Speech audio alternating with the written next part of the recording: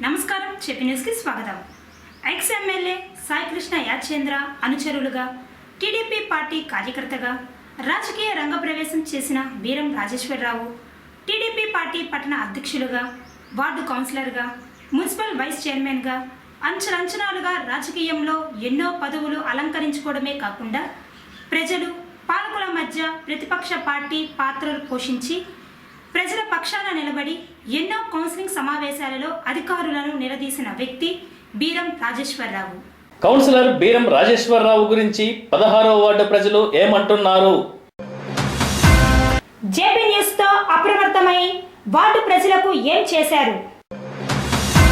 TDP party నాయకుడిగా పేరు తెచ్చుకున్న బీరంకు పార్టీ భరోసా ఉందా? నమ్ముకున్న పార్టీ ఈయనకు చేసిన అన్యాయం ఏమిటి? బీరం రాజకీయ గురువు ఎవరు? ఇప్పుడు ఆయన పరిస్థితి ఏంటి? పట్టణ వైస్ చైర్మన్ గా వెంకటగిరి అభివృద్ధిలో ఈయన కమిషన్ ఎంత? ఇప్పటి వరకు 16వ వార్డు అభివృద్ధి ఏమి జరిగింది? అందులో ఈయన కమిషన్ ఎంత? కాంట్రాక్టుల పని జోరులో నాసిరికం వెనుక ఉండేది ఎవరు? అందుకేనా వెంకటగిరి అభివృద్ధి ముసుగులో కోట్ల రూపాయల కుంభకోణం? వెంకటగిరి టీడీపీ పార్టీ నాయకులు చేసిన భూ కబ్జా ఎంత? తెలుగుదేశం పార్టీని వెంకటగిరి ప్రజలకు పరిచయం చేసింది ఎవరు? టీడీపీ పార్టీపై రాజులకు ఎందుకు ఆగ్రహం? వెంకటగిరి రాజులు పార్టీ మారితే టీడీపీ పరిస్థితి ఏంటి? కొన్ని గంటలు మాత్రమే సార్వత్రిక ఎన్నికలకు సమయం ఉంటే వెంకటగిరి నియోజకవర్గానికి టీడీపీ పార్టీ ఎమ్మెల్యే అభ్యర్థిని ఎందుకు ప్రకటించలేదు? వెంకటగిరిలో కురుగుండ్ల రాజకీయం ఆనంపై గెలుస్తుందా? పట్టణంలో కురుగుండ్లకు మద్దతుగా గంగా ప్రసాద్ పార్టీ కార్యాలయ స్థాపన వెనుక అసలు రహస్యం ఏమిటి? గంగా ప్రసాద్ నోటి మాటల, చేతి నోటుల ఏది ఓటర్లను ప్రభావితం చేస్తాయి? వెంకటగిరి పట్టణంలో ఎన్టీఆర్ కాలనీ చరిత్ర ఏమిటి? చరిత్ర కలిగిన రాజులను మరిచిన ఎన్టీఆర్ కాలనీ టీడీపీ నాయకులు. నూతనంగా స్థాపించిన ఎన్టీఆర్ విగ్రహంలో ఏమిటి లోపం? అనే మరిన్ని విషయాలతో మీ ముందుకు వచ్చింది బీరం రాజేశ్వరరావుతో జేపీ న్యూస్ ముఖాముఖి. అందరం బాగున్నాము, మీరు కూడా బాగున్నారని ఆశిస్తున్నాము. ముఖ్యంగా జేపీ న్యూస్ ప్రేక్షకులందరికీ కూడా శుభాకాంక్షలు తెలుపుకుంటూ ఈ జేపీ న్యూస్ దినదినాభివృద్ధి చెందాలని వైస్ చైర్మన్గా, వెంకటగిరి వైస్ చైర్మన్గా నా మొట్టమొదటిగా జేపీ న్యూస్ యాజమాన్యానికి శుభాకాంక్షలు. Thank you. రాజకీయాల్లో ఎంతో అనుభవజ్ఞులు, 2 సార్లుగా ఏకదాటిగా వార్డు కౌన్సిలర్గా ఎన్నికైన వాళ్ళు. వార్డు కౌన్సిలర్లుగా ఉంటూ పెరిగిన ఈ వార్డు 22 వార్డుల్లో ఎంతవరకు అభివృద్ధి చెందిందనేది మీకు ఎలా అనిపిస్తుంది? ముఖ్యంగా ఈ వెంకటగిరి మున్సిపాలిటీ ఫస్ట్ చేసినప్పుడు జనార్దన్ రెడ్డి, రాజలక్ష్మి గారి ఆధ్వర్యంలో చేసినప్పుడు దీనికి బడ్జెట్ తక్కువ, రాబడి తక్కువగా ఉన్న టైంలో దీన్ని మున్సిపాలిటీగా చేశారు. తర్వాత 5 సంవత్సరాలు ప్రతిపక్ష కౌన్సిలర్గా ఉండి నా పాత్ర నేను పోషిస్తూ అధికార పక్షానికి వ్యతిరేకంగా ఈ వెంకటగిరిలో ఒక అవేర్నెస్ కలిగించాం. ఎందుకంటే 13 మంది కాంగ్రెస్ వాళ్ళు ఉన్నారు, 12 మంది తెలుగుదేశం వాళ్ళు ఉన్నారు. ఆమె ఓటుతో వాళ్ళు దాన్ని ఫామ్ చేయడం జరిగింది. రాజలక్ష్మి గారు మొదటి నుంచి మీ కుటుంబం టీడీపీ పార్టీలోనే ఉన్నారు కదా? మా కుటుంబం మొదటి నుంచి కూడా టీడీపీ పార్టీలో. ఇప్పుడు మా అన్న బీరం కోటేశ్వరరావుకి మొట్టమొదటిగా పార్టీ వ్యవస్థాపకుల్లో ఇక్కడ వెంకటగిరిలో ఆయన ఒక ఫ్యామిలీ మెంబర్గా, తెలుగుదేశం పార్టీ ఫ్యామిలీ మెంబర్గా ఉన్నారు. దాన్ని పార్టీ గుర్తించి ఆయనకి మార్కెటింగ్ కమిటీ చైర్మన్ చేయడం జరిగింది. ఆయన ఒంటి మీద కూడా, చేతి మీద ఎన్టీఆర్ అనే పచ్చబొట్టు ఆ రోజులోనే వేయించుకున్నారు. ఇప్పుడు ఆ పచ్చబొట్టు కూడా చెరిగిపోకుండా అట్నే ఉన్నది. అంటే అటువంటి తెలుగుదేశం పార్టీ ముద్రపడిన ఫ్యామిలీ. అదే అప్పట్లో ఆ రోజుల్లో మేజర్ చంద్రకాంత్ సినిమా వచ్చినప్పుడు వెంకటగిరిలో ఒక మారుమోగి సినిమా థియేటర్ని కూడా వాళ్ళే లీజుకి తీసుకొని ఉచితంగా సినిమా చూపించిన ఇది కూడా ఉన్నది. ఎందుకంటే అటువంటి పార్టీలో మేము అంటే బడుగు బలహీన వర్గాల పార్టీ అనేది ఒక ముద్రపడిన పార్టీ కాబట్టి దాంట్లో కూడా మేము కార్యకర్తలుగా పనిచేయడం అనేది మా యొక్క దీన్ని అభిమానంగా చాటుకున్నాం. అదే రకంగా ఇంకొక అతను మా కజిన్ బ్రదరు బీరం రామదాస్ గారు లాయరు, ప్రముఖ లాయరు, ఆయన్ని జెడ్పీటీసీకి మెంబర్గా నిలబెట్టి ఆయన కూడా గెలిపేయడం జరిగింది ప్రజలు. అప్పటి నుంచి కూడా వెంకటగిరిలో ఒక తెలుగుదేశానికి మేము బ్రాండ్గా ఉన్నాము. ఈ రోజుకి కూడా అదే రకంగా ఉండాలని ఆశిస్తున్నాము. ఈ మధ్య మీరు రాజకీయాలకు కొంచెం దూరంగా ఉంటున్నారని చెప్పి వినికిడి ఎక్కువ, మామూలుగా కూడా తెలుస్తుంది. ఎందువల్ల అంటారు? అంటే ఇక్కడ పరిస్థితుల ప్రభావం, నేను మొదటిసారి ఎన్నికైనప్పుడు కొంచెం ప్రతిపక్ష పాత్ర పోషించినప్పుడు వాటిలో కొంచెం అభివృద్ధి తక్కువగానే జరిగాయి. అంటే 60-40 దామాషి ప్రకారం 60% కాంగ్రెస్ వాళ్ళకి, 40% తెలుగుదేశం వాళ్ళకి చేయడం జరిగింది. నా వార్డు మేజర్గా వచ్చి రెవెన్యూ, వెంకటగిరి టౌన్లోనే రెవెన్యూ కట్టే అంటే మున్సిపాలిటీకి రెవెన్యూ పరంగా వచ్చే మొట్టమొదటి వార్డు 16వ వార్డు. అటువంటి వార్డులో నన్ను గెలిపించుకున్న తర్వాత వాళ్ళకి మినిమం కావాల్సిందంటే ఇక్కడ ప్రతి ఒక్కరు కూడా ఎడ్యుకేటెడ్ కలిగిన వాళ్ళు, బాగా సెటిల్డ్ అయిన వాళ్ళు వాళ్ళందరూ ఉన్నారు. వాళ్ళందరూ మినిమం కోరుకునేది ఏంటంటే నా దగ్గర నిజాయితీగా ఉండమని చెప్పడం. అదే రకంగా త్రాగునీరు, డ్రైనేజీ, క్లీనింగ్ అనే 3 అంశాల మీద, పరిశుభ్రం అనే అంశాల మీదే నన్ను ఎక్కువగా వాళ్ళు లైక్ చేయడం జరిగింది. అదే రకంగా మా కుటుంబంలో ఒక పద్ధతిగా పోయిన దానివల్ల మా అన్నలు కానీ వీళ్ళంతా కూడా పార్టీ పరంగా పోయిన దానివల్ల నా మీద అభిమానంతో, అది మా తల్లిదండ్రుల మీద అభిమానంతో నన్ను ఓటేసి ఫస్ట్ టైం గెలిపించడం జరిగింది. అంటే మీ వార్డులో మీరు శుభ్రత, ఇవన్నీ మంచినీటి సమస్య, తాగునీటి సమస్యలు అవన్నీ మీరు సమకూర్చారని చెప్పి అనుకుంటున్నారా?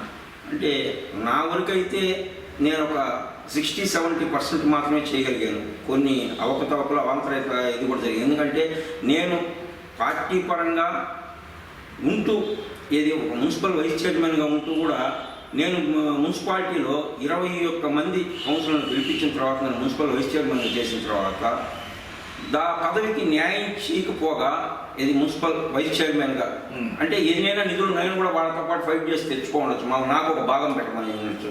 కానీ మనం కూడా ఈ రకంగా ఉంటే బాగుంటుందనే ఉద్దేశంతో ప్రతిపక్ష పాత్ర పోషించాల్సి వచ్చింది. ఈ 5 సంవత్సరాల్లో, దాదాపు 4.5 సంవత్సరంలో ప్రతిపక్షం అనేవాళ్ళు అడగలేకపోయినా కానీ మా చంద్రబాబు నాయుడు గారు ఆదేశానుసారం ఏ రకంగా ప్రతిపక్షం అసెంబ్లీలో లేకపోయినా ఉన్న ఎమ్మెల్యేలతోనే ప్రతిపక్ష పాత్ర పోషించాలి, ప్రజలకు న్యాయం చేయాలనే ఉద్దేశంతో ఆయన ఆదేశానుసారం ఇక్కడ కూడా అదే రకంగా వెంకటగిరిలో కూడా నేను పాలకపక్షంలో ఉన్న ప్రతిపక్ష పాత్ర ఎక్కువ పోషించాను. ఎందుకంటే ఎక్కడెక్కడ ఏమేమి జరగడం లేదు, ప్రజలకు ఏ నష్టం జరుగుతుందని ప్రతి మీటింగ్లో కూడా ఎత్తి చూపించడం జరిగింది. ఈ మధ్య దానికి గాను ఇంచుమించు నా వార్డులో అంటే అది ప్రభుత్వ పరంగా కొన్ని లోపాలు కూడా ఉండొచ్చు. ఎందుకంటే SC/STకి నిధులే ఎక్కువ వచ్చాయి కానీ జనరల్ వార్డులో నిధులు కొంచెం తక్కువ వచ్చాయి. దాంట్లో కూడా కొంతమంది పార్టీ పరంగా ఇబ్బందుల వల్ల నా వార్డుకి ఇంకా కూడా తక్కువ రావడం జరిగింది. అందుకని నా ప్రజలను నేను సాటిస్ఫాక్షన్ చేయలేకపోయాననేది మొన్న మీ టీవీ ద్వారానే, జెడ్పీ ద్వారానే నేను వెలుగులోకి రావాల్సి వచ్చింది.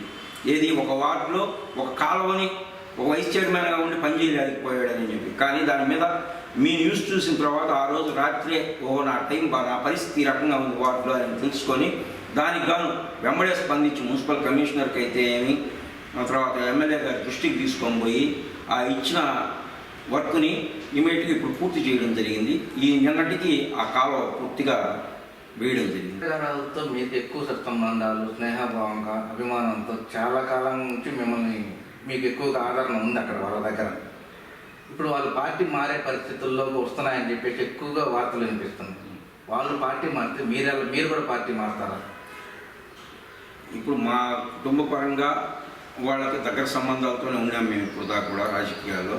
నగిరికి అభిమానంతోనే నేను ఇక్కడి నుంచి అంటే రాజకీయాలకు కొంచెం దూరంగా ఉన్న టైంలో మా బ్రదర్ మేము పనిచేసిన టైంలో ఆ తర్వాత నేను చెన్నైకి పోవడం జరిగింది.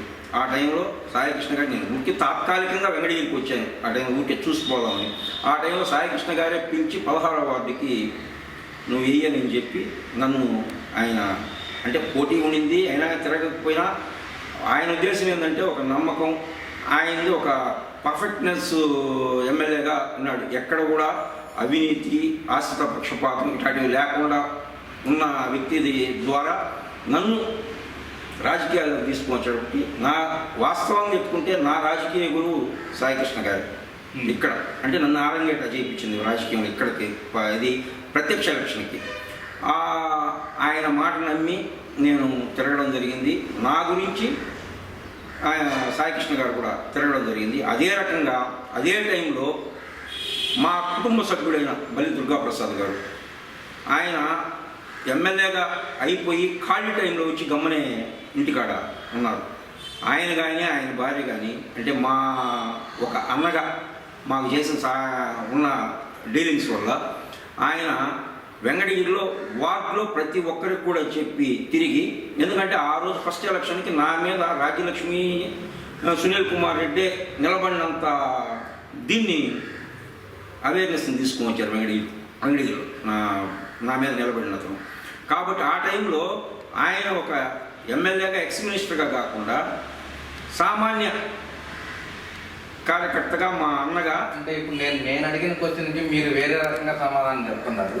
మీరు వాళ్ళు పార్టీ మారితే మీరు కూడా పార్టీ మారుతారా?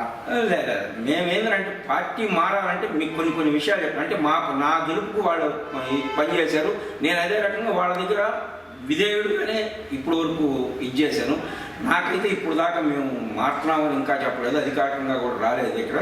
కానీ నా మీద మాత్రం ఈ రకంగా కూడా ప్రెషర్స్ వస్తూ ఉన్నాయి, ఏది పరిస్థితి ఎట్టుంటుంది అని. కానీ ఈ టైంలో మేము కుటుంబ పరంగా ఒకే పార్టీలో ఉన్నాము. పార్టీ గుర్తించే నేను దాదాపు 15 సంవత్సరాలు మున్సిపల్ మన అధ్యక్షుడిగా, పార్టీ అధ్యక్షుడిగా పనిచేశాను. 2 టర్ములు ఎమ్మెల్యేగా గెలవడంలో పార్టీ అధ్యక్షుడిగా టౌన్లో నా పాత్ర ఉందని చెప్తున్నదని గర్వంగా కూడా మీ ప్రచారం వల్ల కూడా చాలా వరకు గెలిచిందని ఉంది అనుకోవచ్చు. కానీ కొన్ని అనివార్య కారణాల వల్ల దీనివల్ల నన్ను పార్టీ అధ్యక్షుడిగా నేను బయట రావడం జరిగింది. ఎందుకంటే పార్టీకి ఒక న్యాయం చేయలేను కావాలనే ఉద్దేశంతో బయట రావడం జరిగింది. అయినా ప్రజలు నన్ను ఎన్నుకున్నారు కాబట్టి వైస్ చైర్మన్గా మున్సిపాలిటీలో నా వంతు పాత్ర పోషించాను. అంటే మీకు ఆ టీడీపీ పార్టీలో అసంతృప్తి ఎక్కువగా ఉండి బయటకు వెళ్ళిపోయినారా, లేకుంటే మిమ్మల్ని దేనికి ఒక ఇదిగా అనుకోలేదంటారు? అదంటూ ఏం లేదు. ఆడ చుట్టుపక్కల కొన్ని శక్తులు కొంత చెప్తాను కదా కోటని. నా విషయం ఏంటంటే నేను ఉన్న పార్టీ, నేను పని చేసే ఇది నిజాయితీతో చేయాలి, ఖచ్చితంగా నేను చేసే పనిలో గెలుపు ఉండాలి అని కోరుకునే మొదటి వ్యక్తిని నేను పార్టీ. అలాంటి వాళ్ళు ఇప్పుడు ఆ పార్టీలో అక్కడ చుట్టుపక్కల ఎమ్మెల్యే గారు ఎవరు లేరంటారా? ఖచ్చితంగా ఉన్నారు. ఉన్నదానివల్ల ఈరోజు ఇన్ని బాధపడాల్సి వస్తుంది వెంకటగిరి టౌన్లో. ఎందుకంటే వెంకటగిరి టౌన్లో మంత్రులు, ముఖ్యమంత్రులు, గతంలో ఎమ్మెల్యేలుగా పనిచేసిన వాళ్ళు కూడా ఇంత అభివృద్ధి, అంటే దానికి ఓపెన్ ఛాలెంజ్ ఎవరికైనా సరే, ఇంత అభివృద్ధి పనులు చేసిన వ్యక్తే లేడు. అంటే చేసిన వ్యక్తి ఒకే ఒక ఎమ్మెల్యే కురుగొండ రామకృష్ణుడు. అది ఆర్థిక పరిస్థితులు బాగలేకపోయినా, రాష్ట్ర ఆర్థిక పరిస్థితులు బాగలేకపోయినా, రాష్ట్రంలో ఏ రకంగా చంద్రబాబు గారికి అనుభవం ఉండి ఆయన ఇతర దేశాల నుంచి డబ్బులు తీసుకొని వచ్చి ఇప్పుడు దాకా ఏది పని చేస్తూ నిధులు ఇస్తూ పనిచేస్తున్నాడో, ఈయన కూడా ఏంటంటే ఆ రకమైన లాగి ఏది చంద్రబాబు గారికి ఎక్కడ ఐఏఎస్ అట్ట ఉండి ఢిల్లీలో ఏ నిధులు బయటకు వస్తున్నాయో ముందు తెలుసుకొని వాటి మీద ఫైట్ చేసి ప్రతిపక్షం ఇతర పక్షాల వాళ్ళు పోయి ఇప్పుడో తెలుసుకొని పోయేదానికి ఒక 10-15 రోజులు పట్టే పరిస్థితి అయిపోయింది. అందుకని లేట్ అవుతా వచ్చారు ఆంధ్ర రాష్ట్ర డెవలప్మెంట్కి. ఇప్పుడు ఈయన ఏంటంటే అదే రకంగా వచ్చిన నిధులు ఎప్పటికప్పుడు ఏ నిధి ఎక్కడికి వస్తుందనేది తెలుసుకొని దాని మీద పరిగెత్తాడు. కాబట్టి వెంకటగిరి ఈ మాత్రమైన అభివృద్ధి చెందింది. కానీ అది చెప్పుకునే నాయకులు కానీ కార్యకర్తలు కానీ ధైర్యంగా మేము ఇది చేసామని చెప్పి బయటకు వచ్చి చెప్పే స్థితిలో ఇప్పుడు ఉన్న నాయకులు లేరనేది నా అభిప్రాయం. పక్కన ప్రతి ఒక్క వీధికి సీసీ రోడ్లు వేశారు, ప్రతి ఒక్క కాంట్రాక్టర్లకి అన్ని కాంట్రాక్టర్ లేకనే బేసిక్ సీసీ రోడ్లు ఇచ్చారు.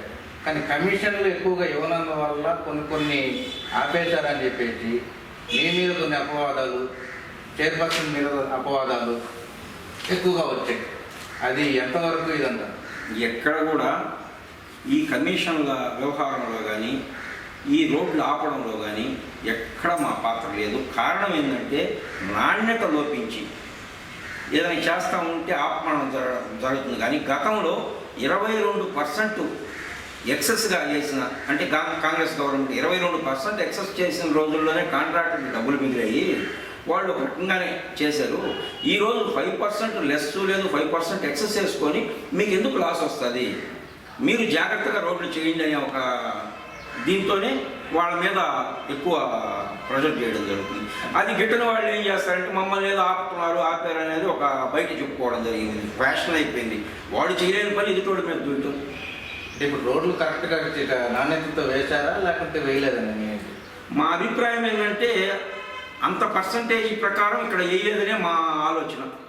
ఇది గతంలో చేసిన రోడ్లకి, ఇది 22% లెస్ చేసిన రోడ్లకి, ఇప్పుడు 5% ఎక్సెస్ చేసిన రోడ్లకి కానీ కాలువలకు కానీ అంత క్వాలిటీ మెయింటైన్ చేయలేకపోయారు ఇది కాంట్రాక్టర్లు అనేది మా ఆవేదన. బాగా వైస్ చైర్మన్గా మీరు ఎన్నో మీటింగుల్లో, సమావేశాల్లో ప్రతి ఒక్క దానికి ఎదుర్కొని సమాధానం చెప్పి ప్రతి ఒక్క వాటికి చెప్తానే వచ్చారు. ఇలాంటి వాటికి మంచినీటి కాలువ సమస్య కానీ, ప్లస్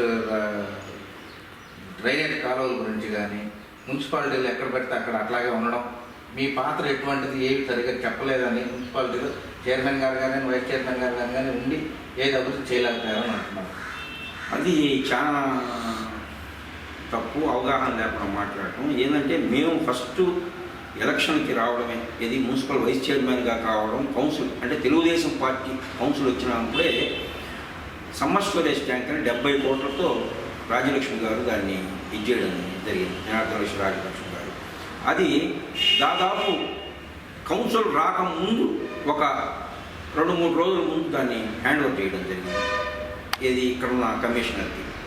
దాంట్లో చాలా లోపాలు ఉన్నాయి. ఇది తెల్ల ఏనుగు అంటే మీకు తెలిసిన విషయం, దాన్ని సాకాలంటే చాలా కష్టం. అటువంటిది మన సమ్మర్ స్టోరేజ్ ట్యాంక్కి చాలా ఇబ్బందులతో కూడుకుని, ఎందుకంటే పైప్ లైన్లు, పాత పైప్ లైన్లు, పంచాయతీ పైప్ లైన్లు, వాటికే వీళ్ళు కనెక్షన్లు ఇచ్చేసిన దానివల్ల ఎక్కడికక్కడ బ్లాస్ట్ అవ్వడం జరుగుతుంది. వాటర్ ప్రెషర్ పెరిగింది దానివల్ల ఏంటంటే కొంచెం జాగ్రత్తగా చూసుకొని అవన్నీ అప్ అండ్ డౌన్లు అవన్నీ లేకుండా మీరు తీసుకోండి అని చెప్పి మేము ప్రమాణ స్వీకారం చేసిన ఒక 5 నిమిషాలకే ఆ రోజు నా స్పెషల్ ఆఫీసర్ గారికి దగ్గరికి పోయి నేరుగా మెమరాండం ఇవ్వడం జరిగింది. ఆమె వాళ్ళ కాంట్రాక్ట్ని పిలిచి మేము ఒక గంటలో చెప్తామని చెప్పి ఆమె తప్పించుకొని వెళ్ళిపోవడం జరిగింది. ఆ రోజు నుంచి కూడా సమ్మర్ స్టోరేజ్ ట్యాంక్ వల్ల మున్సిపాలిటీకి చాలా నష్టం జరుగుతుంది. ఏంటంటే వచ్చే పన్నులేమో తక్కువ, ఇది కొళాయిల ద్వారా, నీటి ద్వారా. కానీ ఇక్కడ చూస్తే లాస్ ఎక్కువ జరుగుతుంది. అది ఇంజనీర్ లోపం ఉండొచ్చు, అధికారుల లోపం ఉండొచ్చు. ఇప్పుడు మేము ఎంతవరకు డబ్బులు లేవని అంటున్నారు. డబ్బులు వచ్చినా కానీ వాటిని వేరే వాటికి నిధులకే ఖర్చు పెడుతున్నారు. కానీ ఇప్పుడు వర్కర్లకి ఇవ్వాల్సిన జీతాలు కూడా మామూలు నిధుల్లో తీసుకొని జీతాలు వస్తున్నాయి. అంటే మనకు గ్రోత్ పెరగకుండా మున్సిపాలిటీ దాదాపు 13,000 ఇళ్ళు, 13,800 ఇళ్ళు దాకా ఉన్నాయని చెప్పేది వాళ్ళ దీని ప్రకారం, సర్వే ప్రకారం వచ్చింది, శాటిలైట్ సర్వే ప్రకారం. కానీ వాటిల్లో ఒక 4,000 ఇళ్ళు, 5,000 ఇళ్ళకి మాత్రమే పన్ను ఉండింది గతంలో. ఇప్పుడు ఈ శాటిలైట్ లింక్ వచ్చి ఒకరికొకరు ఇచ్చేసిన దానివల్ల ఇంకొక 3-4 వేలు పెరిగింది. అదే ఈ 5 సంవత్సరాలు కానీ కరెక్ట్గా చూసుకొని పనులు కరెక్ట్గా ఉన్నదాని వల్ల కానీ చూసుకొని వాళ్ళ దగ్గర వసూలు చేసుకోగలిగి ఉంటే ఈరోజు ఇంత లాస్లో ఉండదు మున్సిపాలిటీ అని చెప్పి నా ఉద్దేశం. అది కూడా కాకుండా ఏంటంటే మనం ఒక అధికారికి పలాని పని ఉంది, పలానిది ఇక్కడ లోపం ఉందని చెప్పగలిగాము. కానీ ఫీల్డ్లో మనం పోయి పారా పొలుగు పట్టుకొని చేయలేము కదా. చేయించుకునేదానికే మమ్మల్ని గెలిపించారు కానీ ప్రజలు, మనం నేరుగా పోయి డైరెక్ట్గా చేయలే పరిస్థితి. ఆ వంతు కూడా మీరు చేయలేదు. ఇప్పటికీ డ్రైనేజ్ కాలువలు కానీ, సిసి రోడ్లు కానీ కొన్ని అట్లాగే నిలబడిపోయింటే ప్రజలు ఎంతో అవస్థ పడుతున్నారు. ఇప్పుడు సపోజ్ 18వ వార్డు ఎత్తుకోండి. 18వ వార్డులో ఎప్పుడు ఇంతవరకు అభివృద్ధి కార్యక్రమాలే జరగలేదు. ఆ వార్డులో ప్రజలు చాలా ఇబ్బందులు పడుతున్నారు. అది మీ దృష్టికి ఎప్పుడైనా వచ్చిందా? ఖచ్చితంగా వచ్చినాయి. ఎందుకంటే అవి చాలా పాత కాలువలు. గతంలో మార్కెట్ అక్కడే ఉండింది. వాళ్ళు రాజుల కాలం నాటి కాలువలు, ఈ మొత్తం ఈ పాతకోట కానీ, తర్వాత రాజావీధి కానీ, అటువంటి అంటే సెంటర్ ఆఫ్ ది వెంకటగిరి. కాబట్టి ఇప్పుడు వచ్చిన నిధులు లేదనంటే ఊరు అవుట్స్కట్స్లో ఈ నిధులు పెట్టడం జరిగింది. అంటే ఇప్పుడు డెవలప్ అయ్యే ఏరియాలో ఈ నిధులు పెట్టి అక్కడ ఫ్రెష్గా కాలువలు పెట్టిన దానివల్ల ఉన్న కాలువలను మనం దాన్ని మాడిఫికేషన్ చేసుకోలేకపోవడము, దాని ఇది ఎక్కువ ఇబ్బందుల వల్ల ఆ నీళ్లు పొంగడం జరిగింది. కాకపోయినా కానీ కేవలం అధికారుల ముందు చూపు లేని దానివల్ల ఇటువంటి లోపాలు జరిగాయి. చిన్న ప్రశ్న, వెంకటగిరికి ఎమ్మెల్యే టికెట్కి ఇప్పటికీ ఈ రోజుకి కూడా ఇంతవరకు కన్ఫామ్ కాలేదని ఒక వార్తలు వినిపిస్తుంది. అది ఎందువల్ల అంటారు? దాంట్లో ఏమి లోపం? నాకు తెలిసి మాత్రం ఇప్పటిదాకా అంటే ఇక్కడ ఫస్ట్ నుంచి కూడా ఫస్ట్ విడత జాబితా విడుదల చేసిన దాంట్లో వెంకటగిరి తెలుగుదేశం పార్టీ దీంట్లోనే ప్రకటించిన దాంట్లోనే ఎప్పుడు కూడా ఫస్ట్ విడత జాబితాలో వెంకటగిరి నియోజకవర్గం ప్రకటించిందే లేదు ఇప్పుడు దాకా నాకు తెలిసిన అనుభవంలో. కాబట్టి రెండో విడత జాబితాలో కూడా రావచ్చు. కారణం ఏంటంటే ఈరోజు అష్టమి నవమి మంచి రోజులు లేవు. మా ఇక్కడున్న అభ్యర్థికి కూడా అటువంటి సెంటిమెంట్ ఉన్నాయి. నన్ను రెండో విడతగా ప్రకటించమని కూడా అడిగే పరిస్థితి ఉంది. ఎందుకంటే ఆల్రెడీ మాకు వచ్చింది నిన్న ఐఆర్ఎస్ సర్వీస్ ద్వారా ఐవీఆర్ఎస్ సర్వీస్ ద్వారా మీ ఎమ్మెల్యేని ప్రకటించడం జరిగింది, ఆయన మీద మీ అభిప్రాయం ఏందనేది ఇక్కడున్న చాలా మంది కూడా మీ దృష్టికి కూడా వచ్చిండొచ్చు. మా పార్టీకి సంబంధించిన వాళ్ళందరికీ వచ్చింది. వాళ్ళందరూ కూడా ఇంకా ప్రకటించేశారు కాబట్టి ఇంకా ఆయనే మాకు అభ్యర్థి. ఇంకా దాంట్లో ఇంకా తేడా ఏం లేదు. అధికారికంగా అంటే టీవీలో రాలేదు, పేపర్లో రాలేదు, కానీ ఈ రోజు వరకు ఇంకా వేరే వాళ్ళు మాకు సీటు కావాలి, మాకు ఇది కావాలని అడిగిన వాళ్ళు లేరు వెంకటగిరి నియోజకవర్గంలో. అది కూడా ఒక ప్లస్ మరి. కాబట్టి పోటీ లేనప్పుడు ఏముంది, ఇంకా వేరే అభ్యర్థి వచ్చే పరిస్థితి లేదు. ఇప్పుడు పోటాపోటీగా వెంకటగిరిలో ప్రస్తుత సమన్వయకర్తగా ఎమ్మెల్యేగా అనౌన్స్మెంట్ చేసిన రామనారాయణ రెడ్డి వైఎస్ఆర్సీపీ కాంగ్రెస్ పార్టీకి, రామనారాయణ రెడ్డికి ఎమ్మెల్యే కురుగుల రామకృష్ణకి పోటీగా జరుగుతూ ఉన్నాయి. వార్తలు కానీ మంతనాలు కానీ అన్నీ. టీడీపీ నుంచి అసంతృప్తితో బయటికి వెళ్ళిపోయి వైఎస్ఆర్సీపీలో చేరే కార్యకర్తలు కానీ అభిమానులు కానీ చాలామంది ఉన్నారు. అది ఎందువల్ల జరుగుతూ ఉంది? ఎక్కడ లోపం జరిగింది? దానికి మేము వాస్తవంగా ఎత్తుకుంటే మేము పార్టీ పరంగా ఎత్తుకుంటే మా పార్టీ పరంగా మేము రామనారాయణ రెడ్డి వెంకటగిరి నియోజకవర్గంలో అసలు పోటీ అనుకోవడం లేదు అసలు. ఎందుకంటే ఆయన మాకు ఇక్కడ చేసింది వెంకటగిరి నియోజకవర్గానికి ఆయన చేసిందే ఏం లేదు. అంటే ఆయన ఇప్పుడు దాకా కూడా మినిస్టర్లుగా పోస్టులోనే ఉన్నాడు కదా, గత 5 పోస్టు మినిస్టర్గానే ఉన్నాడు. ఆయన వెంకటగిరికి ఎప్పుడు వచ్చింది లేదు. అలాంటప్పుడు చేయలేడు కదా, ఇప్పుడు కదా వస్తున్నారు. ఇంకా అభివృద్ధి లేదు. ఆయన ఆర్థిక మంత్రిగా ఉన్నప్పుడు వెంకటగిరి టచెస్లో ఉన్నది. తర్వాత మున్సిపల్ శాఖ మంత్రిగా ఉన్నప్పుడు వెంకటగిరికి ఒకసారి వచ్చి ఇచ్చేశారు. కానీ ఆయన ఇవన్నీ ఉన్నప్పుడు వెంకటగిరి నియోజకవర్గానికి ఆయన ఇప్పుడు రాజ్యలక్ష్మి జనార్దన్ రెడ్డికి వాళ్ళకి సత్సంబంధాలు లేని దానివల్ల అవినాభావ సంబంధాలు వాళ్ళు వెంకటగిరి మెచ్చిన చూపించారు. కాబట్టి ఆయన వెంకటగిరికి అభివృద్ధి చేసింది ఏమీ లేదు. ఆయన రాపూర్ 2 సార్లు ఎమ్మెల్యేగా గెలిచినా కానీ రాపూర్ ప్రజలే ఇప్పుడు తిరస్కరించే పరిస్థితికి వచ్చినది. అక్కడ కూడా ఆయన అభిమానంగా చూసేవాడే. అక్కడ 2-3 వర్గాలు, ఇది పార్టీ పరంగా ఒక ముస్లిం వర్గం అయితే ఏమి, ఒక ఎస్సీ సామాజిక వర్గాలన్నీ కూడా రామనారాయణ రెడ్డికి కానీ ఆడ అనుకూలంగా లేవు. ఈ రోజుకి కూడా రాపూర్ మండలంలో విపరీతంగా వైఎస్ఆర్సీపీలు కండువాలు కప్పుకున్న వాళ్ళు చాలామంది జాయిన్ అయ్యారు. మీరు అభివృద్ధి లేదని మీరు ఎట్లా?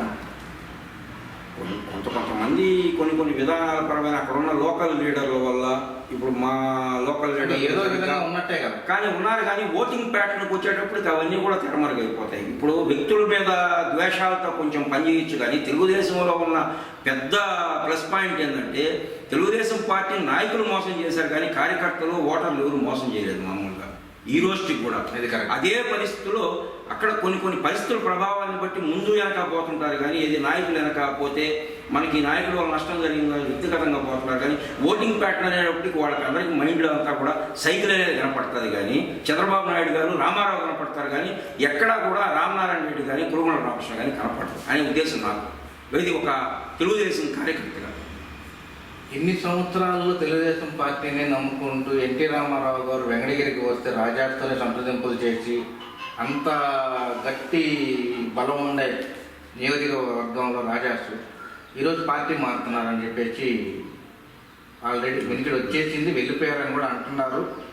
దీనివల్ల కురుగుల రామకృష్ణకి గెలిచే అవకాశాలు ఏమైనా ఉన్నాయా?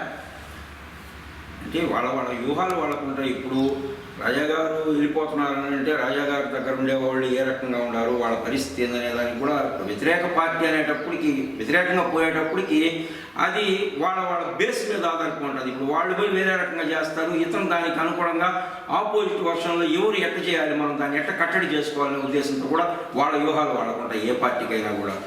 ఇప్పుడు ప్రస్తుత పరిస్థితులు అయితే వాళ్ళు ఇంకా ఎక్కడ పోయినట్టు దాఖలాలు లేవు కాబట్టి వాళ్ళు పోతే మాత్రం ఖచ్చితంగా నష్టం అనేది పార్టీకి జరుగుతుంది. కానీ ఆ నష్టాన్ని పూడ్చుకునే విధాయకం ఇప్పుడు ఈయన ఏ రకంగా దాన్ని మా ఎమ్మెల్యే గారు ఏ రకంగా ఇచ్చేస్తానే దాన్ని దానికోసమే కదా వారు వియంకులు గారు గంగాప్రసాద్ గారు వచ్చి వెంకటేశ్వర ప్రతిష్ట వేసుకోవడం, టీడీపీ పార్టీ మీద అసంతృప్తి చెందిన వాళ్ళతో మంతనాలు జరపడం ఇవన్నీ జరుగుతూ ఉన్నాయి. ఇప్పుడు ఆయన వచ్చి చేసినందువల్ల ఇవి జరుగుతాయంట. అంటే కొన్ని ఇబ్బందులైన పరిస్థితులు ఉంటే కొంతమంది అక్కడ ఎమ్మెల్యే గారి ఇంటికి పోయి చెప్పుకోలేని వాళ్ళు సపరేట్ ఆఫీసులోకి పోయి చెప్పుకుంటారు అనేది ఒక దీంతో కూడా. అంటే ఇటువంటి గతంలో ఇటువంటి ఆఫీసులు 2-3 ఆఫీసులు కూడా తెచ్చిన రోజులు ఉన్నాయి వెంకటగిరి చరిత్రలో. అంటే ప్రతి పార్టీలో కూడా అంటే ఒక వ్యక్తుల మీద ద్వేషాలతో వాళ్ళ దగ్గరికి పోరు కావాలంటే పార్టీ మీద అభిమానం ఉంటుంది, కానీ వ్యక్తి అంటే చుట్టుపక్కల వ్యక్తుల మీద ద్వేషాలు ఉంటాయి. అటువంటి వాళ్ళు ఏంటంటే నేరుగా పోయి ఆ అభ్యర్థికి చెప్పుకోలేని పరిస్థితిలో ఉంటే వాళ్ళ పక్కన వాళ్ళకి సంబంధించిన వాళ్ళు ఇంకొక ఆఫీసులో పోయి కూర్చొని వాళ్ళ బాధలు చెప్తారు. అక్కడ ఏ రకంగా దాన్ని సమన్వయం చేయొచ్చు అనే దానికి ఆయన ఆఫీస్ పెట్టారు కూడా. మున్సిపల్ వైస్ చైర్మన్గా ఉన్నారు మీరు, చైర్పర్సన్గా దొంగ వైఎస్ఆర్సీపీలోకి వెళ్తుందని చెప్పి మీకు తెలుసో తెలియదో మాకు వివరంగా మాకు తెలియదు. మిమ్మల్ని ఏమైనా సంప్రదింపులు ఏమైనా చేశారా, అడిగారా, మాట్లాడారా? అటువంటి సంప్రదింపులు ఏం జరగలేదు. నేను పార్టీ మార్పుకి మొదటి నుంచి కూడా వ్యతిరేకనే. ఎందుకంటే మనకు బీఫామ్ ఇచ్చి మనల్ని పార్టీ పరంగా మనల్ని అభ్యర్థిగా నిలబెట్టి ప్రజలు మనల్ని తెలుగుదేశం తరఫున మనల్ని గెలిపించినప్పుడు ఆ 5 years కూడా మనం తెలుగుదేశానికి ఒబిడియంట్గా ఉండి ఆ తర్వాత మన మార్పులు చేర్పులు చేసుకోవచ్చు. ఒకవేళ పార్టీ మారాలనుకుంటే సభ్యత్వానికి రాజీనామా చేయాలి, చైర్మన్ గారికి రాజీనామా చేయాలి. ఇవన్నీ చేసేసి వేరే పార్టీలోకి పోతే అది కొంచెం నా దృష్టిలో కరెక్ట్. ఇప్పుడు సభ్యత్వానికి రాజీనామా చేసినట్టు మాకు కనపడలేదు, చైర్మన్కి రాజీనామా చేసినట్టు కనపడలేదు. ఆ చైర్మన్ బోర్డు ఆమె కార్డు వేసుకొని తిరుగుతుంది. ఇవన్నీ కూడా పార్టీ పదవులు అనుభవిస్తూ ఇంకో పార్టీలోకి పోయి పార్టీని విమర్శించడం అనేది కరెక్ట్ కాదని నా ఉద్దేశం. అంటే డబ్బుల కోసమే దాంట్లో పోయారని మీ ఆలోచన, లేకపోతే వాళ్ళ సభ్యత్వం మేము తీసుకోలేదు, మేము చేయాల్సిన అవసరం లేదు కూడా చెప్పని అంటున్నారు? అదే సభ్యత్వం ఆల్రెడీ తీసుకోకపోతే అంటే అవగలిగారు. అంటే మాకు వినిపించిన వార్త ప్రకారం మేము సభ్యత్వం కార్డు ఈ రోజు వరకు కూడా పార్టీలో సభ్యత్వం లేకుండా ఏ పదవి అనుభవించేదానికి వీలు లేదు. ఎందుకంటే ప్రతిదీ కూడా అనుసంధానం ఉంది కాబట్టి కంప్యూటరీకరణ అనుసంధానం. అది కూడా కాకుండా పార్టీ సభ్యత్వం లేకుండా పదవులు ఇచ్చేంత పరిస్థితి తెలుగుదేశం పార్టీలో లేదని నేను. అలాంటప్పుడు జగన్మోహన్ రెడ్డి ఈ మధ్య వచ్చిన వార్తలు పార్టీకి ఏ పార్టీకి మా పార్టీలోకి రావాలంటే కూడా ఏ పార్టీకైనా రాజీనామా చేసి రండి అని అంటారు. వీళ్ళు చేయలేదు, ఎలా కనిపించుకున్నట్టు?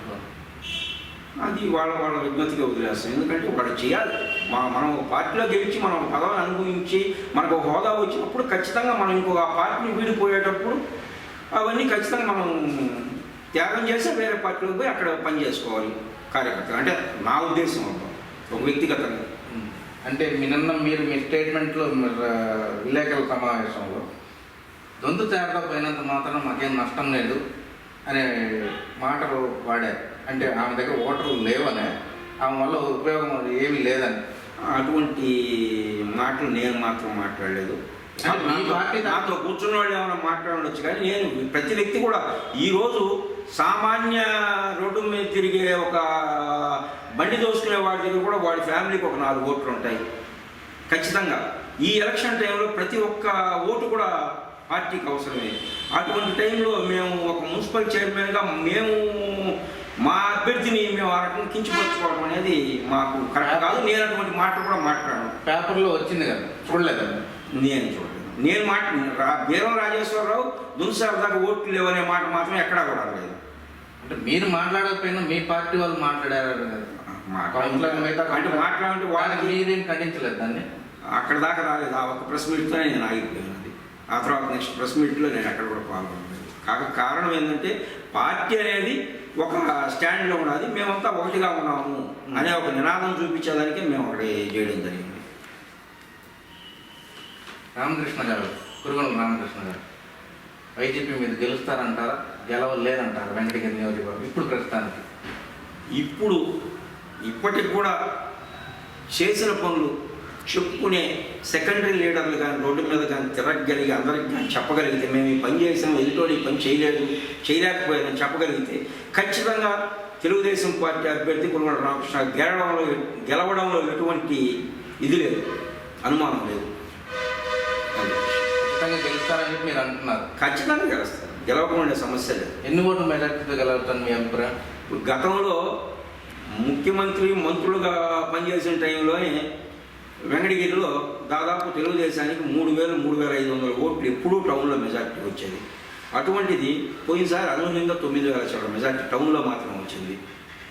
ఇప్పుడు ఆ టౌన్లో మెజార్టీని ఏమాత్రం తగ్గకూడదు అనుకుంటే ఈడున్న కార్యకర్తలు కానీ ఈ సెకండరీ నాయకులు కానీ ఇది పార్టీ మనది, మనం ఉన్న రోజులు అనుభవించాం, ఇంకా కూడా పనిచేయాలనే నాయకత్వంతో కానీ పనిచేస్తే ఆయన విజయం నల్లారి మీద అడిగారు. సిట్టింగ్ ఎమ్మెల్యేగా ఉండేటప్పుడు రాజాని అసలు పట్టించుకోలేదు, మా స్థాయి చూడలేదు, మాతో మంతనాలు కూడా కనీసం ఏ మాటకి మంతనాలు జరగలేదు. ఆయన ఎలక్షన్ టైంకి అయితే మమ్మల్ని ఇప్పుడు వచ్చి సంప్రదింపులు చేశారు కార్యకర్తలతో, అది ఎంతవరకు న్యాయం మాకు ఇది అని చెప్పి అసంతృప్తితో ఉండాలి. దీని మీద మీకు ఖచ్చితంగా ఉంటారు. నేను వెంకటగిరిలో పార్టీ అధ్యక్షుడిగా ఉన్నప్పుడు అటు రాజా గారికి కానీ ఇటు కురుగొండ్ల రామకృష్ణకి కానీ ఎటువంటి భేదాభిప్రాయాలు లేకుండా వాళ్ళకి ఏదైనా కావాలి, వాళ్ళ పని ఏదైనా ఫోన్ ద్వారానో దీని ద్వారానో ఏదైనా ఏదైనా అసంతృప్తితో ఉన్నారని తెలిసిన మరుక్షణమే మీరు డైరెక్ట్గా ఆయనతో మాట్లాడండి, ఆయన మీతో మాట్లాడండి. ఎమ్మెల్యే గారిని సాయికృష్ణ గారితో కానీ సాయికృష్ణ గారిని ఎమ్మెల్యే గారితో కానీ మాట్లాడటం జరిగిన దానివల్ల ఇప్పుడు దాకా కూడా సమన్వయంతో పోవడం జరిగింది. నేను 2 సంవత్సరాల నుంచి పార్టీ అధ్యక్షుడిగా లేని దానివల్ల నేను దాని గురించి అసలు పూర్తిగా పట్టించు. ఎందుకంటే ఇంకొక అతన్ని అధ్యక్షుడిని చేసిన తర్వాత ఈ సమన్వయం పరచాల్సింది, ఎందుకంటే వాళ్ళు ఒకే పార్టీలో ఉన్నారు ఇప్పుడు దాకా కూడా. ఆ పార్టీలో ఎక్కడ లోపాలు ఎక్కడ అయ్యి వాళ్ళని సమర్థించుకోవాల్సిన బాధ్యత, సమన్వయం చేసుకోవాల్సిన బాధ్యత పార్టీ అధ్యక్షుడిగా టౌన్లో ఖచ్చితంగా ఆ పాత్ర పోషించాలి. ఆ పాత్రను పోషించకుండా ఉన్న దానివల్ల కూడా ఈ గ్యాప్ వచ్చుండొచ్చు. అంటే ఇది అవమానించినట్లయినా వాళ్ళని రాజాని వీళ్ళు అంటే కొన్ని సంఘటనలు వాళ్ళకి వ్యక్తిగతంగా జరిగాయి. ఆ వ్యక్తిగత జరిగిన దాని సంఘటనని వీళ్ళు ఉన్న వాళ్ళు కానీ దాని సమన్వయంతో కానీ పూర్తిగా ఉంటే ఇంత గ్యాప్ వచ్చి ఉండదు. ఈరోజు తెలుగుదేశం పార్టీ టౌన్లో ఇంత నష్టపోదు, అంటే మౌత్ పబ్లిసిటీ ద్వారా ఇంత నష్టపోదు అనేది కూడా ఒక ఇది ఉంది. అంటే నష్టపోతుంది వెంకటగిరి టీడీపీ పార్టీ వెంకటగిరిలో మటుకు నష్టపోతుంది, ఖచ్చితంగా నష్టపోతుంది, దాంట్లో డౌటే లేదు. వెంకటగిరి టౌన్లో వాళ్ళ ప్రభావం ఖచ్చితంగా ఉంది. అది ఎటువంటి రాజాస్ ప్రభావం ఖచ్చితంగా వెంకటగిరి టౌన్లో ఉంది. సుమారుగా ఎన్ని ఓట్లు ఉండొచ్చండి రాజాస్ తరఫున? అది చెప్పలేము. అది ఓటింగ్ ప్యాటర్న్కి వచ్చేటప్పటికి అది మీ అనుభవపూర్వకం, మా అనుభవంతో కూడా అది చెప్పడం అనేది అంత భావం కాదు. ఎందుకంటే మనం ఎక్కువ చెప్పినా వాళ్ళని కించపరిచినట్టు అవుతుంది, తక్కువ చెప్పినా మేము కించపరిచినట్టు అవుతుంది. కాబట్టి వాళ్ళ ఓటింగ్ అనేది వాళ్ళకి ఖచ్చితంగా ఉన్నది. ఆ ఓటు ప్రభావం ఆ బూత్లోకి తీసుకొని వేయించుకునే ఆ కింద స్థాయి నాయకులను బట్టి ఉంటుంది. వాళ్ళకి పూర్తి స్థాయిలో పనిచేసి ఇది చేస్తే మాకు ఖచ్చితంగా నష్టం. ఆ నష్టానికి కూడా ఏ రకంగా ఎదుర్కోవాలనేది పార్టీ పరంగా కానీ ఇప్పటి నుంచే కానీ ఇంకా మనకు దాదాపు 25 రోజులు 26 రోజుల టైం ఉంది. కాబట్టి ఈ రకంగా కూడా దాని మీద కానీ కసరత్తు కానీ చేస్తే ఆ నష్టాన్ని పూడ్చుకునే దానికి కూడా అవకాశాలు ఉన్నాయని నా దీంతో. వాళ్ళకు వెంకటగిరి ఒక్క ప్రాంతంలోనైనా చుట్టుపక్కల డక్కెలి, బాలాయపల్లి మండలం, రాపూర్ మండలం, కలువాయి మండలం అన్నింటిలో కూడా వాళ్ళకి ఎక్కువగా గ్రిప్ ఉందా? ప్రభావం ఖచ్చితంగా నియోజకవర్గం మీద ఖచ్చితంగా ఉంటుంది. నియోజకవర్గం మీదే కాకుండా జిల్లా మీద కూడా ప్రభావం కొంచెం ఉంటుంది బాగా. అంటే ఈ మధ్యంతా వాళ్ళు ఎక్కువగా బయట రాలేదు కదా ఈ అవమానాలు జరిగిన తర్వాత. దాదాపుగా ప్రజలు చాలా దూరంగానే ఉన్నారు. వాళ్ళు ప్రజలకు దూరమైనా కానీ వెంకటగిరి ప్రజల పరిస్థితి ఏంటంటే ప్రతిరోజు నగిరికి పోకుండా ఉండొచ్చు, కానీ వాళ్ళకి మాకు ఈ అన్యాయం జరిగిందని తెలుసుకున్న మరుక్షణం వెంకటగిరిలో ఉండే వాళ్ళని పిలవబడదు. ఆటోమేటిక్గా వాళ్ళు మాకే జరిగిందనే దీంతో వెళ్ళిపోతారు. ఎందుకంటే 2-3 ఉదాహరణలు, ఇప్పుడు పోలేరమ్మ జాతర కానీ ఇట్లాంటివన్నీ కొన్ని ఇబ్బందులు జరిగినప్పుడు ప్రజలు వాళ్ళ ఇష్టంగా వాళ్ళే యాక్టివ్ రోల్ పోషించారు, కానీ మాకు అన్యాయం జరిగిందని ఎప్పుడూ దాని వాళ్ళు ఎవరికి చెప్పుకునేది ఏం లేదు. అంటే ఆ రోజు మంతనాలు జరిపేందుకు ఎమ్మెల్యే గారు రాలేదు, కార్యకర్తలను పంపించి మమ్మల్ని ఇంకా అవమానపడుతున్నట్లు అనిపిస్తుంది మాకు. మేము ఎందుకు సపోర్ట్ చేయాలా అనే వార్త ఒకటి నగిరిలో నుంచి రాజా దగ్గర నుంచి వినిపించింది. అది కరెక్టేనా? అది కూడా ఒక పెద్ద మైనస్ పాయింట్. ఇప్పుడు మనకన్నా స్థాయి పెద్దవాళ్ళ దగ్గరికి పోయేటప్పుడు వాళ్ళకన్నా కొంచెం వాళ్ళు వినేవాళ్ళ పెద్ద స్థాయి వాళ్ళని కొంచెం దాని మీదకి పంపించి వాళ్ళ ఏది లోటుపాట్లు ఎక్కడ మా ఇద్దరికి సంబంధాలు తెగాయనే ఒక ఉద్దేశంతో మాట్లాడుకొని ఉంటే అది బాగుండు కావాలా. వీళ్ళు తొందరపడే ఆవేశంగా, ఎందుకంటే నగిరికి ఎప్పుడు వాళ్ళు అంటుంటారు మాది పెద్ద తలుపులు అని చెప్పి, అక్కడి నుంచి వచ్చిన ఏళ్ళమే కార్యకర్తలమే కదా అందరం కూడా. మన స్థాయిలో పోయి వాళ్ళని మనం ఏదో అడిగితే వాళ్ళకి వ్యక్తిగతంగా ప్రతి ఒక్కరికి కూడా ఒక ఈగో అనేది ఉంటుంది. దీనివల్ల వాళ్ళు ఇబ్బంది కూడా పడి ఉండొచ్చు. అది మీ దగ్గర వ్యక్తపరచుండొచ్చు ఆ భావాలు కూడా.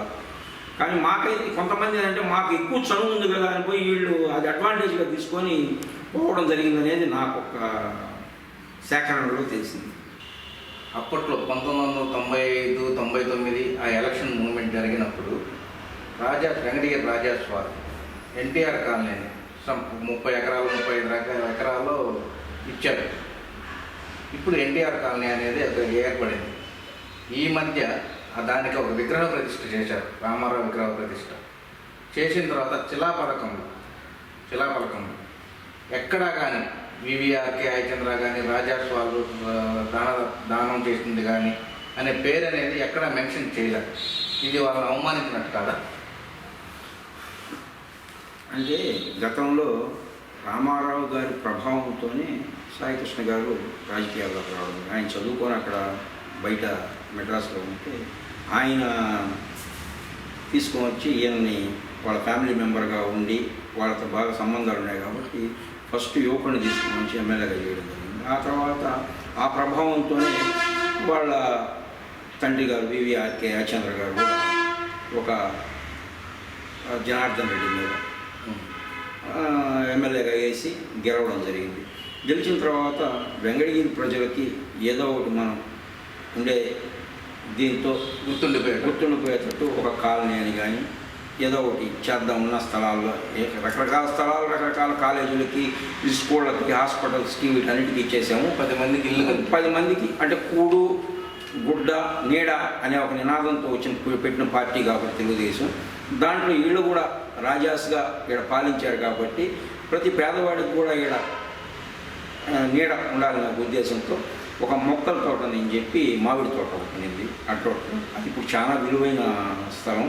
అంటే గతంలో ఏంటంటే అది ఖాళీగా ఉన్న దానివల్ల ఆ తోటని ఇక్కడ వ్యూవర్స్ ఎక్కువగా ఉన్న దానివల్ల వాళ్ళకి ఎన్టీఆర్ కాలనీ అంటే ఎన్టీఆర్ మీద అభిమానంతో ఆయన పేరు పెట్టి ఒక కాలనీ ఒకటి ఇవ్వాలి అనే ఒక సంకల్పంతో ఎన్టీఆర్ కాలనీ అని పెట్టి అక్కడ ఆర్టిజన్ కాంప్లెక్స్ అని చెప్పి వ్యూవర్స్కి కూడా ఒక వీవింగ్ చేసుకునే ఇదిగా ప్లస్ అక్కడికి వచ్చి బిజినెస్ అది వచ్చిన చీరలను అమ్మేదానికి విధంగా ఒక కాలనీ ఒకటి ఏర్పాటు ఎక్కువగా చేనేత విభాగం ఉంది కాబట్టి దాంతో అక్కడ పెట్టడం జరిగింది. తర్వాత ఇప్పుడు మీరు అడిగిన ప్రశ్నకి ఏంటంటే వీళ్ళు ఆ రోజు అందుబాటులో లేకనో అంటే ఇక్కడ ఆ కార్యక్రమం చేసిందంతా కూడా ఎమ్మెల్యే గారి ఆధ్వర్యంలో జరిగిందని మేమైతే అనుకోము. ఆ కింద స్థాయి సెకండరీ లీడర్లు అంటే తెలుగుదేశం పార్టీలో నెక్స్ట్ లీడర్లు వాళ్ళకి ముందు తరాల వాళ్ళు సరిగ్గా గుర్తుంటారు. ఎందుకంటే ఇప్పుడు వచ్చిన వాళ్ళంతా ఏంటంటే మేమే జెండా మోసినట్టనే ఒక దీంతో ఇప్పుడు పార్టీని బతికిస్తున్నామనే ఒక వ్యూహంతో ముందుకు పోతున్నారు కాబట్టి ముందు తరాన్ని గుర్తుపెట్టుకోకుండా వాళ్ళు ఇచ్చిన స్థలాన్ని కూడా ఇది చేయకుండా అక్కడ పెట్టిన తర్వాత కూడా కనీసం స్థలదాత ఈ ఏరియాకి స్థలదాత అని చెప్పి ఆయన ఎందుకంటే ఎక్స్ఎమ్మెల్యేగానో లేదో వెంకటగిరి రాజా గారిగా ఆడ గుర్తించి ఆయన పేరేసుకున్నా కానీ బాగుండనేది మా అభిప్రాయం. అది అయ్యింది వచ్చేసి దానికి వాళ్ళు పార్టీలో ఫీల్ అయి ఉంటారనేది మాత్రం మాకు పెద్దగా అవగాహన లేదు. ఎందుకంటే అట్లా చిన్న చిన్న వాటికి పేర్ల మీద ఆలోచించేంత మనస్తత్వం కాదనేది. ఎవరి మనస్తత్వం కాదు, రాజాస్ మనస్తత్వం కాదు. అటువంటి ఎన్నో దానాలు చేశారు, వాటికంతా మా పేర్లు ఉండాలనే పరిస్థితి వాళ్ళు ఎప్పుడు అనుకోలేదనేది మేము అనుకుంటున్నాం. అంటే ప్రస్తుతానికి ఒక గుళ్ళో కూడా ఒక దాత విరాళాలుగా ఇచ్చినప్పుడు కూడా ఒక బోర్డు మీద వేస్తున్నారు కనీసం ఇంత ఇచ్చాడు విరాళాలని. అంత పెద్ద కాంప్లెక్స్కి ఒక 1500 కుటుంబాలు 2000 కుటుంబాలకి నీడనిచ్చి ఆదరణ ఇచ్చినాడు. కనీసం ఒక నామకరణం కూడా లేని శిథిలావస్థలకు వెళ్ళిపోయినారంటారా రాజా గారు? అదేం కాదు, ఖచ్చితంగా వచ్చి ఈ పార్టీలో పార్టీ పదవుల్లో ఉండేవాళ్ళు తీసుకోవాల్సిన నిర్ణయాలు అవి. అంటే ముందు తరం ఏమేం చేసింది, అసలు ఇది ఎట్ట పుట్టింది ఈ ఎన్టీఆర్ కాలనీ అనేది కూడా వాళ్ళు చరిత్ర తెలుసుకొని దానికి తగ్గ ఇది కానీ వాళ్ళకి కానీ ఇది కానీ చూపించి కానీ ఉంటే ఇది పొజిషన్ చూపించుంటే మంచిగా ఉన్నాయి. ఇవన్నీ కూడా పార్టీకి వాళ్ళకి గ్యాప్ కావడానికి కారణాలు అయి ఉండొచ్చు. ఇట్లాంటి చిన్న చిన్న తప్పుల వల్ల కూడా వాళ్ళ పార్టీ అంటే వ్యక్తిగతంగా మమ్మల్ని వాళ్ళు దూరం పెడతారని వీళ్ళు వాళ్ళతో పనే ఉందనుకోవటం ఈ కింద స్థాయి వాళ్ళు అవమానించాలంటే ఖచ్చితంగా ఆయన పేరు పరిగణనలో తీసుకొని పోవడం అనేది అవమానమే. అంటే అది ఈ కింద తరానికి తెలియకపోవడం కింద స్థాయి వ్యక్తులకి వాళ్ళ విలువ తెలియదంటూ ఏమీ లేదు. ప్రజలకు అక్కడ ఉండే కౌన్సిలర్లు మోస్ట్ సీనియర్ కౌన్సిలర్లే ఉన్నారు. ఆ ఏరియా కౌన్సిలర్ గంగాధర్ కానీ చుట్టుపక్కల ఉండేవాళ్ళు పెద్ద మోస్ట్ ఎక్కువగా సీనియారిటీలో ఉన్నారు. ఎందుకు రాయలేదు అనేది, ఎందుకు రాయడం లేదు, ఎందుకు దేనికిలే రాయడం అనే ఆలోచనతో మా ఎమ్మెల్యే పేరే రాస్తే బాగుంటుంది కదా అనే దూరంతో రాసినట్టున్నారు. అంటే అవి కూడా ఏంటంటే ఇప్పుడు ప్రస్తుత పరిస్థితుల్లో అంటే నిజాలు చెప్పలేని పరిస్థితిలో ప్రతి ఒక్క చిన్న నాయకుడు అంటే అట్లా కాదు. వార్డు కౌన్సిలర్ పేరు శిలా పథకం మీద ఉండేటప్పుడు దానదాత స్థలాన్ని దానం చేసిన వాళ్ళ పేర్లు అంత పెద్ద ఏరియాని వెంకటగిరి రాజా ఇచ్చారని మర్చిపోవడం అనేది ఎంతవరకు ఇదంటారు? అది ఖచ్చితంగా తప్పేది. ఆ ఏరియా కౌన్సిలర్ అక్కడ ఏం జరుగుతుందని ముందు తెలుసుకోవాలి. ఆ ఏరియా కౌన్సిలర్ వచ్చి శ్రీరామదాసు లక్ష్మీదేవమ్మ, గంగాధరం కాదు ఆయన. కాబట్టి గంగాధరం వచ్చేసి ఒక పార్టీ సెక్రటరీ, తెలుగుదేశం పార్టీ ప్రధాన కార్యదర్శి కాబట్టి అతను పార్టీ పరంగా ఇటువంటి చర్యలు ఖచ్చితంగా చూడాలి. అక్కడ ఏమేమి లోపాలు, ఎక్కడెక్కడ ఏం జరుగుతున్నది అనేది అతని బాధ్యత. అధ్యక్షుడి కన్నా కూడా ప్రధాన కార్యదర్శి బాధ్యత ఏంటంటే ఇక్కడ సమన్వయ లోపం ఎక్కడ జరుగుతున్నది అనేది అతను ఖచ్చితంగా చూసుకోవాల్సిన బాధ్యత. దానివల్ల కూడా గ్యాప్ పెరుగుండొచ్చు. అది కూడా కాకుండా ఇప్పుడు పరిస్థితులు ఎత్తున్నాయంటే వ్యక్తి పూజలు అవుతున్నాయే కానీ వ్యక్తులకు పూజలు చేసి మనం వాళ్ళ దగ్గర మంచి పేరు తెచ్చుకోవాలనే పరిస్థితి అనుకున్నాడు. కానీ లాంగ్ రన్లో తెలుగుదేశం పార్టీని ఏ రకంగా బతికిస్తాం, తెలుగుదేశం పార్టీ ఎమ్మెల్యేని ఏ రకంగా ఇచ్చిన అభ్యర్థిని ఏ రకంగా గెలిపించుకుంటాం అనే దాని మీద మాత్రం ఎక్కడా కూడా చూపించడం లేదనేది. మన వ్యక్తిగత ఆదాయం వచ్చిందా లేదా, వ్యక్తిగత ప్రతిభ గురించి ఆలోచిస్తున్నారు. కానీ అదేంటంటే వ్యక్తుల్ని పూడిన దానివల్ల వాళ్ళ లోపాలను కప్పిపుస్తున్నారు. కానీ లోపం ఎక్కడనేది కానీ చూపిస్తా ఈరోజు కానీ ఇది చేసి ఉంటే ఈరోజు వెంకటగిరి తెలుగుదేశం పార్టీకి ఇటువంటి సమస్య లేదు. ఏంటంటే ఎదుటి వ్యక్తి వచ్చి పోటీ చేసే పరిస్థితి లేదు ఏ పార్టీ వచ్చి కూడా వెంకటగిరిలో. అటువంటి స్టాండర్డ్గా దాదాపు 4-5 టర్ములు ఒకే ఎమ్మెల్యేగా గెలవాల్సిన పార్టీ ఇక్కడ తెలుగుదేశం. అది కూడా కాకుండా ఎత్తుకుంటే ఏజ్ పరంగా కూడా ఎత్తుకున్నా కానీ మీరు అనుకోవచ్చు రామనారాయణ రెడ్డికి రామకృష్ణకి తేడా గురించి. ఆయన దాదాపు 70 సంవత్సరాలు వస్తున్నది రామనారాయణ రెడ్డి గారికి. ఆయన కూడా తిరిగే పరిస్థితిలో ఏమీ లేడు. ఈ లాస్ట్ ఎలక్షన్ బయట పోయినా కానీ ఆయన అన్ని ఊర్లు తిరిగారు. ఇతను ఏజ్ పరంగా ఎత్తుకున్నా ఇతను ఒక 55 సంవత్సరాలు ఆడటం ఉంది. 20 సంవత్సరాల గ్యాప్లో కూడా ఈ ఎఫెక్ట్ ఉండొచ్చు. ఇతను బాగా తిరిగే ఇది ఉండొచ్చు. అట్లా కూడా ఇంకా ముందుకు పోయే ఆలోచన. ఇంకో చిన్న ప్రశ్న, 2-3 సమావేశాలు మున్సిపల్ సమావేశాల గతంలో జరిగిన వాటిలో కబ్జాలకు పాల్పడుతున్నారని చెప్పేసి ఆ కబ్జాదారుల పేర్లు వినిపించారని చెప్పి ఆ మున్సిపల్ ఆఫీసర్లు మీ సమక్షంలోనే గొడవ జరిగింది. మంచుబాబుని వార్డు కౌన్సిలర్ని తిట్టారు మున్సిపల్ సమావేశంలోనే. అది వేలేది చూపించారండి. మంచుబాబుని తిట్టారు. అంటే టీడీపీలోనే ఇన్ని వర్గాలు ఉన్నాయి, అప్పుడు టీడీపీ పార్టీ వాళ్ళే దుమ్మెత్త పోసుకుంటున్నారు అని అంటే అప్పటి నుంచి పార్టీలో ఒక నాణ్యత లేదు, ఒక ఇది లేదు అని చెప్పి అంటున్నారు. అది దానివల్ల ఖచ్చితంగా పార్టీ నష్టపోయింది. అంటే భూ కబ్జాలు ఎక్కువ జరగలేదంటారా మీ టీడీపీ పార్టీ హయాంలో? సహజంగానే పాలించే ప్రభుత్వం ఉండేటప్పుడు ఇట్లాంటివన్నీ సహజంగా ఉంటాయి. ఎవరు ఒక అవకాశం గురించి వాళ్ళు పరిగెత్తా ఉంటారు. గతంలో కాంగ్రెస్ ప్రభుత్వంలో ఉన్నప్పుడు కూడా భయంకరంగా దోచుకున్న ఏరియాలు కూడా ఏది పాత ఓల్డ్ పట్టాలు వేసుకొని. ఇప్పుడు అవకాశం వచ్చింది కాబట్టి వీళ్ళు కూడా అట్లా ఉండాలేమో. దాంట్లో కొంతమంది అందరి గురించి మనం మాట్లాడేంత పరిస్థితి కాదు. కొంతమంది ప్రలోభాలకి లొంగి అధికారులతో అయితే వీళ్ళైతే అంతా ఇది చేసి కుమ్ముక్క చేయొచ్చు. కానీ అందరూ ఆ రకంగా తెలుగుదేశం పార్టీలో ఉంటారనేది కరెక్ట్ కాదు. కానీ గతంలో ఏంటంటే మీరు అన్నట్టు మా కౌన్సిలర్ విషయంలో కానీ ఇట్లాంటి జరిగినప్పుడు ఖచ్చితంగా పార్టీ పరమైన చర్యలు కానీ మొదటి నుంచే కానీ తీసుకొని కానీ ఉంటే ఏది ఇటువంటివి జరగకుండా, లోపాలు జరగకుండా కానీ మన పార్టీ వాడిని బయటకు తీసుకోకుండా వాళ్ళని వ్యక్తిగతంగా లోపలికి పిలిచి, అయ్యా నువ్వు ఈ తప్పు చేస్తున్నావు, ఈ చేయకూడదు, ఈ పార్టీకి మంచి పద్ధతి కాదు, మన నిబద్ధత గల పార్టీ, ఇవన్నీ కానీ క్రమశిక్షణ కలిగిన పార్టీ అని కానీ ముందు నుంచి కానీ చెప్పుకుంటా కానీ పార్టీ గురించి కానీ చెప్పుకుంటా బయటికి కానీ వచ్చి కానీ ఉంటే ఈ లోపాలంతా అసలు జరుగుండవు. అసలు ఈ పరిస్థితి వెంకటగిరిలో తెలుగుదేశం పార్టీకి రాకుండా ఉందని మా ఆలోచన.